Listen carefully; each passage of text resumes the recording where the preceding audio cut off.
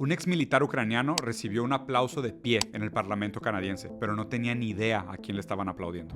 For sure, yeah. Basically, they had Zelensky in their parliament, and they wanted to honor somebody who fought for Ukrainian freedom, is the way they pitched it during World War II. But of course, the Ukrainian nationalists during World War II sided with the Axis powers, with Hitler. So what they were applauding was somebody who fought alongside the SS. What was Trudeau's excuse? Ask for forgiveness. He didn't know, like he didn't do background research.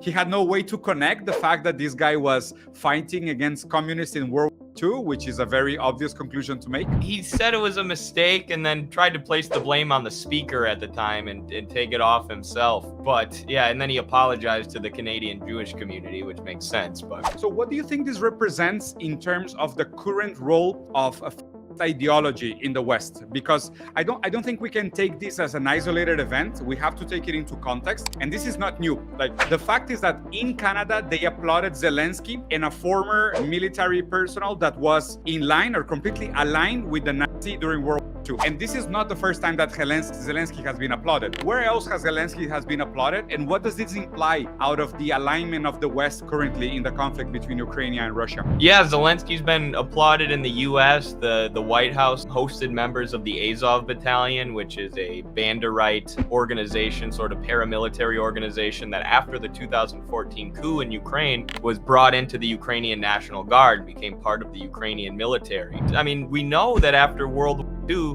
a lot of fascists were filtered into Western governments or took refuge in the West, and there were a lot of Nazi scientists who ended up working for NASA. And now we're seeing something similar with the Western-backed in Ukraine, where there's all these just now being honored in the US, being honored in Canada, which they're portraying as we're just clapping for Ukraine, we're just fighting for Ukrainian independence. But of course, the West has been backing in Ukraine since the beginning to push their own interests. What was impressive for me was the monumental round of applause, and you see people, and I was researching some of the people that were on the audience in the Canadian Parliament, and some of them are actually historians. One thing that is very important for people to remember here is that they know exactly what they're applauding. This is not a mistake by any extent of the world. That, like, this is what we have to keep in mind. They cannot claim ignorance in these situations. Whoever fought against the Soviets in World War II were siding with the Nazis. This is clear, simple, and very straightforward. And the second thing is that they know historically exactly what they are supporting. This is perfectly aligned with their interests, and in the end, whatever stands in the way into the motives and the intentions of capital, that they will do aside. Even if they will have to do momentarily away with personal freedoms, they will do so, and they will impose higher stages of violence and